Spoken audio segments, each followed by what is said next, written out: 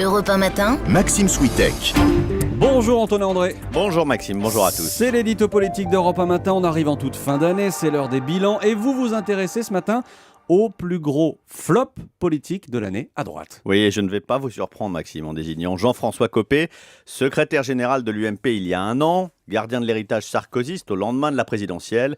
Il se voyait président du premier parti de France à Noël, il l'est, mais il sort du fiasco des primaires de l'UMP, auréolé du titre d'homme politique le plus détesté de France, devant Marine Le Pen. Pire, un sondage Harris Interactive le place en tête des personnalités médiatiques les plus agaçantes, toutes catégories confondues. Le sondage mélange en effet des politiques, des footballeurs, des animateurs télé ou des écrivains.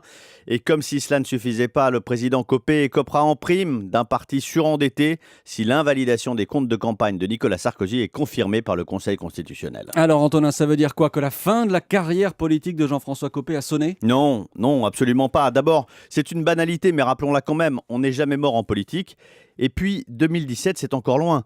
Tenez, revenons 4 ans en arrière, à l'automne 2008. À gauche, un homme est considéré comme fini, relégué aux oubliettes de la politique, dénigré publiquement par Martine Aubry. Cet homme, vous l'avez compris, c'est François Hollande, monsieur 3%, devenu aujourd'hui président.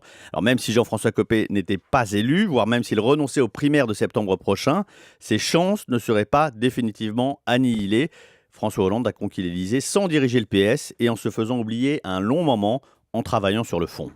Donc, être candidat de la droite en 2017 n'est pas forcément un objectif impossible à atteindre pour Jean-François Copé. Pas impossible, mais très compliqué parce que c'est son image personnelle qui s'est abîmée dans cette primaire. Le rejet qu'il inspire est comparable à celui de Nicolas Sarkozy lorsqu'il avait choisi Balladur face à Chirac. On l'a oublié, mais en 1995, Nicolas Sarkozy se faisait cracher dessus dans les meetings du RPR.